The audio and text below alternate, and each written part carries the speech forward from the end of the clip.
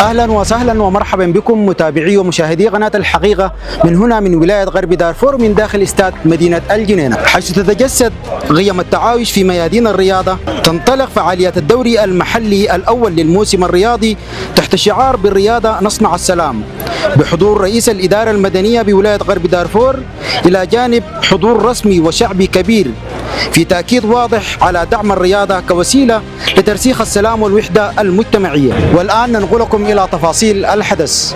غرب دارفور الجنينة، إبراهيم السكر، قناة الحقيقة.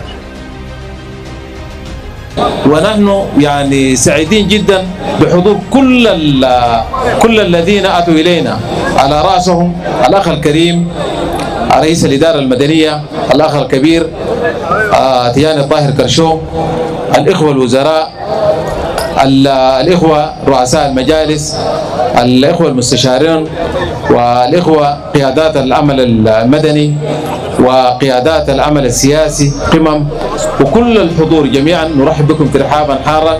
وما دام الكلام أو الحديث عن الترحاب فنرحب بكم وأهلا ومرحبا بكم، وتمتعوا بهذه الافتتاح وبهذا المهرجان وبهذا المباراة الجميل.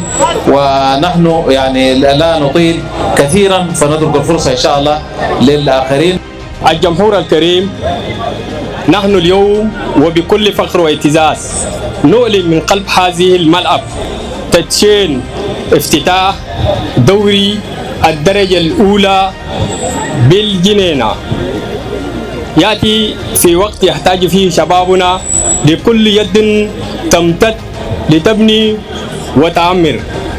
الجمهور الكريم، ندشن اليوم توزيع للمعدات للأندية المقدمة من سعادة الأستاذ تياني طاهر كرشوم رئيس الإدارة المدنية، والمخصصة لأندية الدرجة الأولى والدرجة الثانية.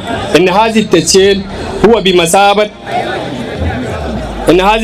هو بمثابة وضع حجر الأساس لمرحلة جديدة من الاستقرار الرياضي وتخفيف الآباء عن كاهل الأندية لتفريق الإبداع فوق المستطيل الأخضر.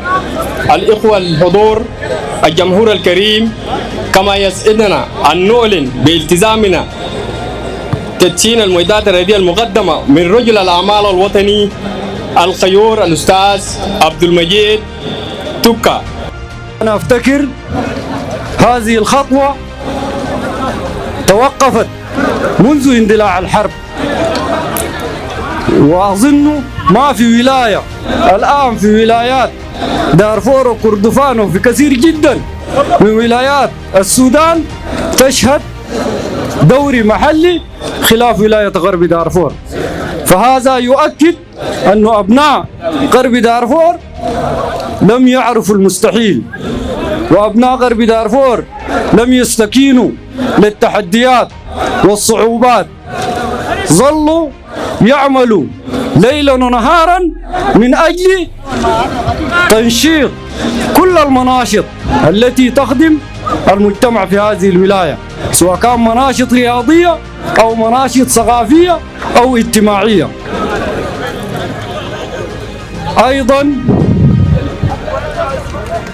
احنا في حكومة الولاية بنفتكر أن الإخوة الرياضيين لهم دور كبير ومساهمات كبيرة في تعافي ولاية غرب دارفور، وكل الشعارات التي رفعتها هذه الدورات اللي أنا ذكرتها كان بتنادي بالسلام، وبتنادي بالوحدة، وبتنادي بمحاربة خطاب العنصرية والجهوية.